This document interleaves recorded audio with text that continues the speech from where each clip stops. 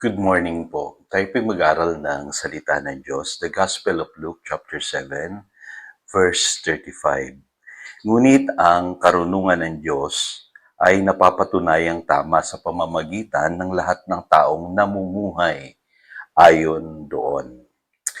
Wisdom is proved right by all her children. Ngayon kung babasahin niyo po yan sa Amplified Bible, ang sabi po, yet wisdom is vindicated, shown to be true and divine by all her children, by their life, character, and deeds. So, bigyan ko lang kayo ng background po sa sinabing ito ng ating Panginoong Hesus kasi nung panahon na siya ay nangangaral at mga tao di pa rin naniniwala sa Kanya. Ang katotohanan po, nung nangaral si Juan Bautista, hindi rin pinaniwalaan ng tao. At nung ang ating Panginoong Hesus na mismong nangangaral, hindi rin pinaniniwalaan ng tao. Kaya sinabi ng Panginoong Hesus itong statement na ito, na yung karunungan, yan ay napapatunayang tama sa pamamagitan ng lahat ng taong namumuhay ayon doon.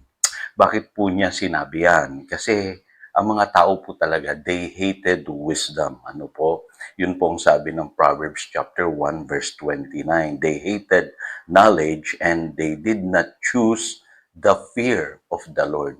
So, yung mga taong wala pang pagkakilala sa Panginoon, ayaw talaga nila ng wisdom.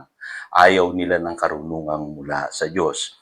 At alam nyo, maging sa mga churches natin ngayon, maging sa mga Christians ngayon, marami pa rin ang ganyan.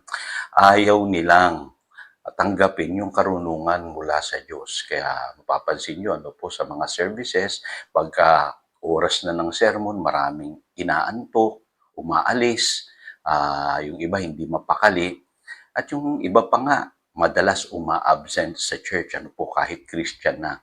Pero pagka pinag-usapan ng ibang bagay, yung ibang gawain sa church, gusto nila. Pero pagka pinapangaralan na sila, lumalayo yung marami.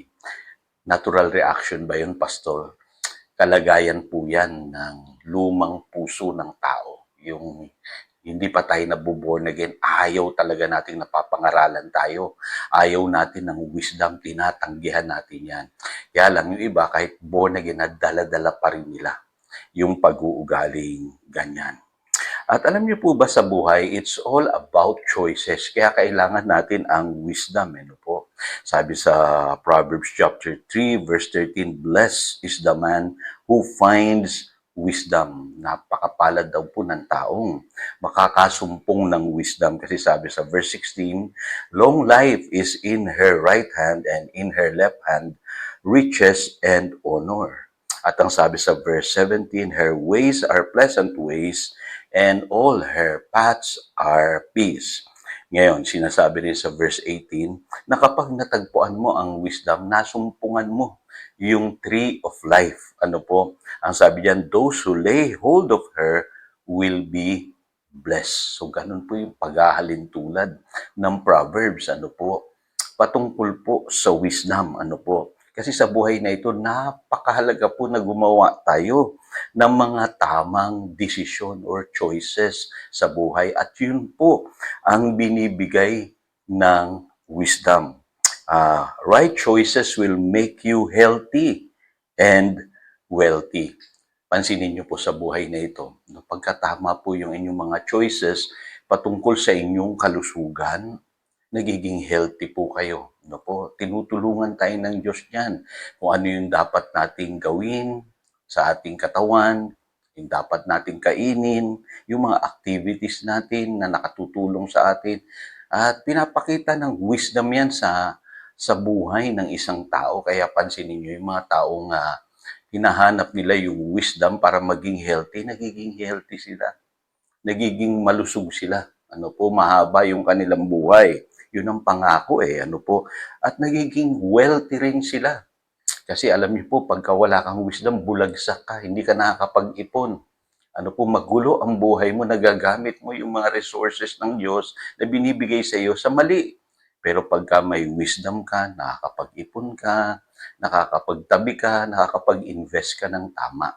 Nagagamit mo ng tama yung resources na ibinigay sa iyo ng Lord. At pansinin nyo, no, ang produkto ng wisdom, bibigyan kanya ng isang peaceful na buhay, mapayapang buhay. Pag wala kang wisdom, ang gulo-gulo ng buhay.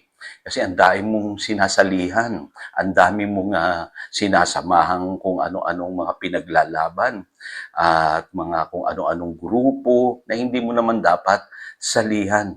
Ano po, kumbaga, nagdadagdag ka ng problema sa buhay mo. Pero pagka may wisdom ka na i-eliminate mo yung mga bagay na hindi naman kailangan sa buhay na ito. Ano po, at higit sa lahat, sabi dito, wisdom will bring blessing to your life. So, dadalo yung pagpapala sa iyong buhay kung ikaw ay marunong. Para siyang tree of life na nasumpungan mo. Ano po, so, pag wala ka namang wisdom, nakakagawa ka ng maraming mga maling choices sa buhay. Yun yung sinasabi ng Proverbs chapter 1, verse 24 to 32. Ano po, sinasabi dyan sa verse 27, disaster and calamity will overtake you. So, pag wala kang wisdom, nangyayari sa iyo yung mga kalamidad, trahedya sa buhay, na bigla ka na lang dinadatnan na hindi ka handa. Ano po? Pero pagka may wisdom ka, nakakapaghanda ka sa mga bagay na paparating. Ano po? Sa mga pangyayaring paparating sa iyong buhay. Ano po? At ang sabi niyan, kapag ikaw ay walang wisdom, nakagawa ka ng mga maling choices, malamang unanswered prayers ang mararanasan mo.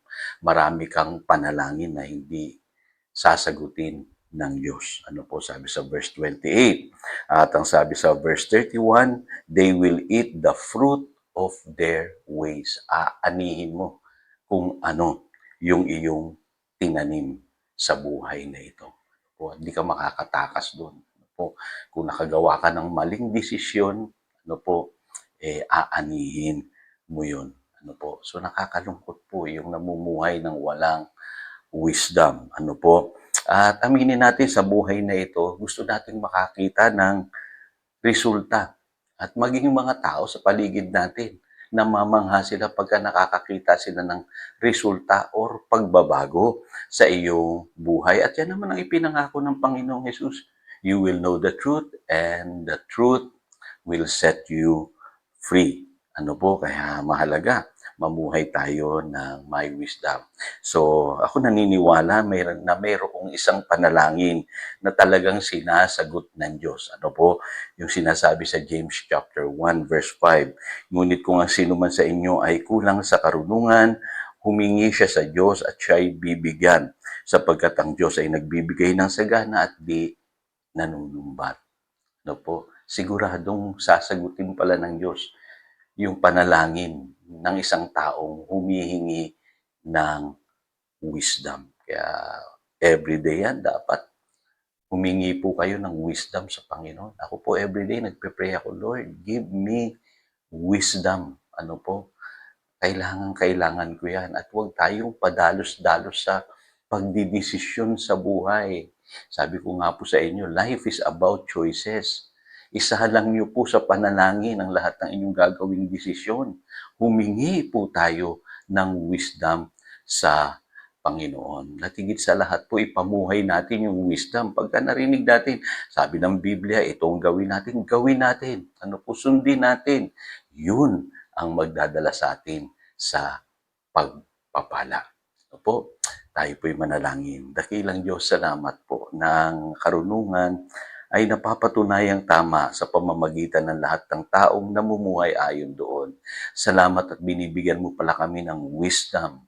At kung kami hihingi ngayon, tiyak na kami ay iyong sasagutin, Panginoon. Kaya panalangin ko po, bawat isa sa amin ay mamuhay ng may wisdom nang maranasan po namin yung pinangako mo na mahabang buhay, kayamanan, at yung aming mga buhay ay maging mapayapa. Maranasan namin na yung blessing ay kusang dumadaloy sa aming buhay dahil sa karunungang ibinibigay mo mula sa iyong salita. Salamat, Panginoon, sa mga katotohanan itong aming napag-aralan. Purihin ka. Ito pong aming panalangin. In Jesus' name we pray. Amen. Again, ito si Pastor Jojo nagpapaalala upang daluyan tayo ng pagpapala, manatili tayo sa kanyang salita. Good morning.